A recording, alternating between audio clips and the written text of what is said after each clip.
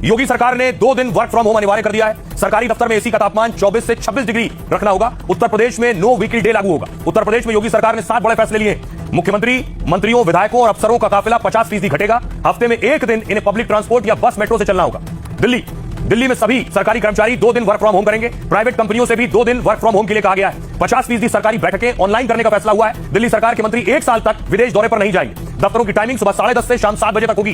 दिल्ली सरकार 6 महीने तक कोई नई गाड़ी नहीं खरीदेगी। दिल्ली में कैबिनेट की बैठक में यह फैसला लिया गया है। रेखा गुप्ता ने हर सोमवार को मेट्रो से आने का ऐलान किया है। नो व्हीकल डे के लिए जनता से अपील की जाएगी। कोर्ट, यूनिवर्सिटी को ऑनलाइन तरीके से चलाने की अपील की गई है। महाराष्ट्र देखिए, सीएम फडणवीस खुद बुलेट से आज विधानसभा पहुंचे। तस्वीरें मैंने आपको दिखाई। इलेक्ट्रिक वाहनों का इस्तेमाल करने को कहा गया है महाराष्ट्र में। साथ ही काफिले में कमी लाने के भी निर्देश दिए गए। मंत्री आशीष शेलार ने फ्रांस का दौरा भी रद्द कर दिया गया है। बिहार देखिए, सम्राट चौधरी के बाद दूसरे मंत्री भी इलेक्ट्रिक गाड़ी का इस्तेमाल करने लगे। बिहार में बिना किसी काफिले के नीतीश मिश्रा इलेक्ट्रिक गाड़ी से पहुंचे और कई मंत्री 1 या 2 गाड़ियों में ही कार्यक्रम और बैठकों में पहुंच रहे हैं। मध्य प्रदेश में देखिए, एमपी के सीएम मोहन यादव के काफिले में गाड़ियां घटा दी गई हैं। काफिले में अब सिर्फ 8 गाड़ियों को शामिल किया गया है। वीआईपी काफिलों में गाड़ियों की संख्या सीमित की जाएगी।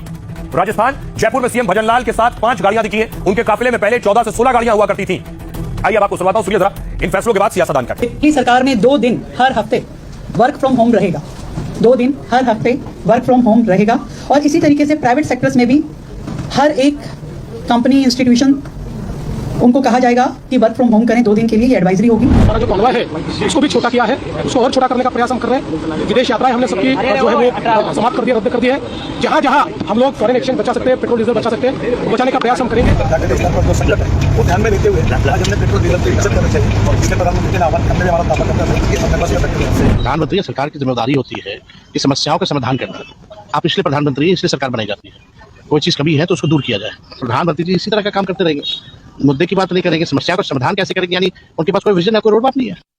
अब देखिए जरा, कुछ संकेत मिल रहे हैं। कई चीजों के दाम बढ़ गए हैं, महंगाई बढ़ रही है। किन किन के दाम बढ़े देखिए जरा। सबसे पहले अमूल और मदर डेयरी का दूध महंगा हो गया। दोनों ने प्रति लीटर 2 रुपए बढ़ा दिए। यह बढ़ोतरी 14 मई से लागू होगी।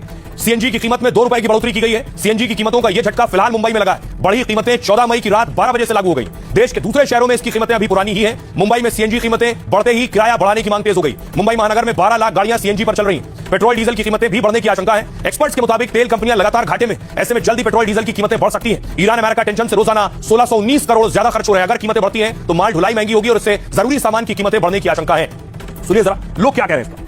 2-2 रुपया करके बढ़ाते हैं। अभी हमारा जो बजट है उसमें बहुत ज्यादा तकलीफ पड़ती है। आम इंसान की बजट देखो और वो अपना 2 रुपए मनमानी करेंगे तो हम अपना खर्चा कैसे चलाएंगे। रिक्वेस्ट है सरकार को कि ऐसा मत करो, गरीब जनता और मध्यम वर्ग को जीने दो। हर 6 महीने में 2-2 रुपया करके दूध का भाव, सब्जी का भाव, ईंधन का भाव, सबका भाव बढ़ा देते हैं। अब गरीब इंसान क्या करे।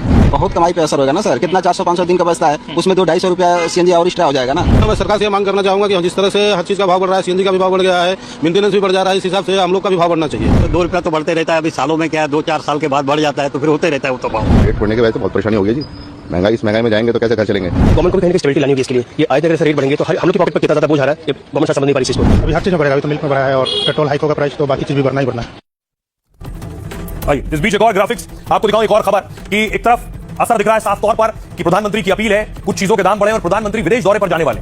क्या है वजह आपको बताऊं। जंग के बीच प्रधानमंत्री नरेंद्र मोदी फुल एक्शन में है। पीएम मोदी कल 5 देशों के दौरे पर रवाना होंगे। ऊर्जा सुरक्षा पर साझेदारी के लिए बेहद अहम दौरा है। इसके अलावा पीएम मोदी सबसे पहले यूएई का दौरा करेंगे। राष्ट्रपति शेख मोहम्मद बिन नहयान से मुलाकात करेंगे और दोनों नेता ऊर्जा सहयोग सहित मिडिल ईस्ट के हालात पर चर्चा करेंगे। एलपीजी संकट और तेल की कमी को दूर करने के लिए 2 बड़े समझौते होंगे। इसके बाद मोदी नीदरलैंड, स्वीडन और नॉर्वे का दौरा करेंगे। साथ ही आखिरी चरण में पीएम मोदी इटली की यात्रा पर होंगे। 19 से 20 मई तक इटली का यह दौरा होगा और 6 दिनों में पीएम मोदी 5 देशों का दौरा करेंगे।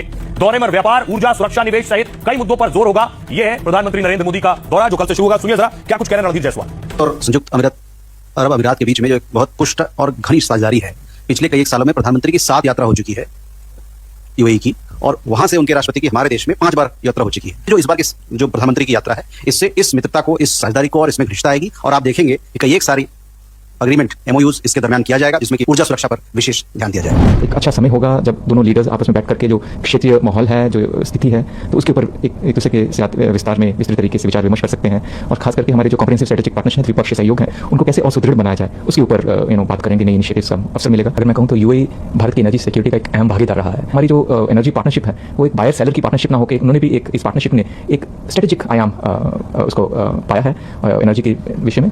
और हमारी कोशिश ये है कि इसको हम और कैसे डाइवर्सिफाई करें।